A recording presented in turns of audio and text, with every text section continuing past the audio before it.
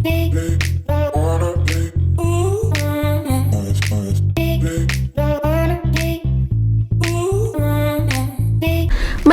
pa nga bumiyahe na kami papunta sa Subic. Nasa 3 to 4 hours ang biyahe mula Metro Manila kaya inagahan namin para hindi kami matraffic.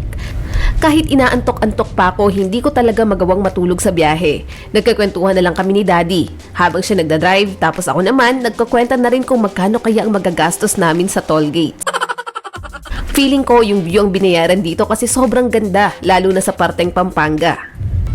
Pagdating namin dito sa Subic Safari, napansin namin na konti pa lang ang tao. Sa mga pupunta dito, open sila mula 8 AM hanggang 4 PM. Ang entrance fee naman, 895 sa adult at 795 naman sa mga bata na 3 feet pataas.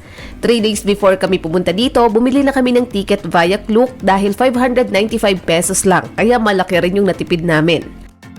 Pagdating namin dito, binigyan kami ng guidelines. Mas maganda nga rin na may sarili talaga kayong sasakyan kapag pumunta dito dahil magkakalayo yung mga attractions. Una naming pinuntahan ng Subic Park. Tuwang-tuwa nga si Sky nang makita niya itong peacock, may unggoy, rabbit at yung pagong na pwedeng pakainin ng mga turista. Katabi lang nito yung pangalawang atraksyon, ang Serpentarium, kung saan makikita ang mga reptiles tulad ng ahas at iguana. Mabilis lang yung tour namin dito dahil konti pa lang yung tao. Hindi kami nahirapang magpark at makipagsiksikan sa pila.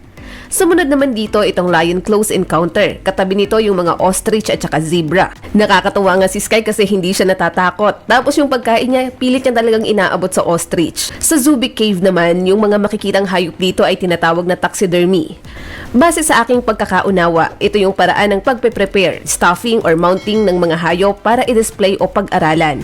Kadalasang ginagamit ang totoong balat ng hayop para magmukha itong buhay. Paraan din ito para ma-preserve ang katawan ng hayop para makita hindi lamang ng mga scientist, kundi pati na rin ng mga taong pumupunta sa mga museum upang malaman kung ano bang itsura ng mga hayop noong nabubuhay pa ito.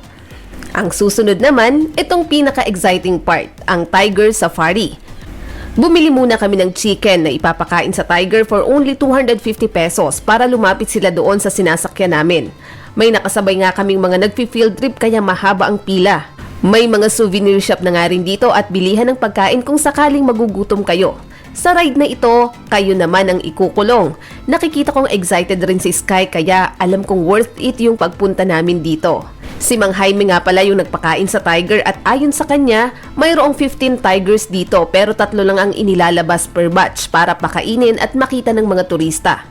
Territorial ang mga tiger at malaki ang posibilidad na mag-away-away sila kapag inilabas ng sabay-sabay. Kahit natatakot ako dyan, nakangiti pa rin ako for the vlog. Ang sumunod naman ay ang mga crocodile pero mabilis lang din kami dito at yung pinakahuli ang Aitas Trail. Kaso walang nagpe-perform nung pumunta kami. Meron ding animal show at animal parade tuwing weekends or holiday. Sabi naman ng isang staff, meron daw sila para sa mga nag-field trip. Kaso 3 PM pa kaya hindi na kami nakapanood.